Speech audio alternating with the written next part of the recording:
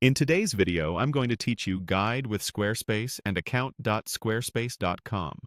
We'll walk through opening your Squarespace account, getting into your site, editing a page, adding a block, and pasting the code you need to integrate a Calendly scheduler. By the end, you'll know exactly where to click and what to look for, with a few helpful tips to keep everything running smoothly.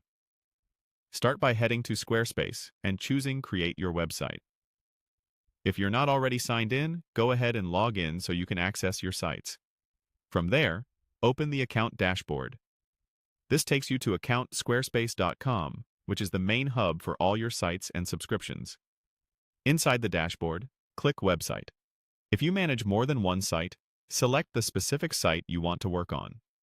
You'll land on the site's overview area. From here, open the website section so you can move into the site editor. Next, click Edit.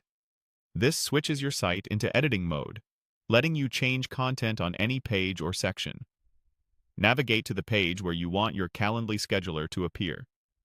A good spot is usually a dedicated book or schedule page, or a prominent section on your homepage if booking is a key action. Hover where you want the scheduler to go and click Add Block. You'll see the block picker appear. In the search field, type Code. That's the fastest way to find the code block among all the options. Choose the code block. Now paste your Calendly embed code into the code field. Have that snippet ready from your scheduling tool. It typically includes a div and a script or a lightweight inline embed. Make sure you're pasting into a code block, not a text or markdown block, so scripts are allowed.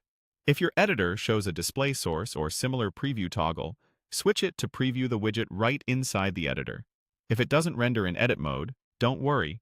Use the page preview to confirm it's working.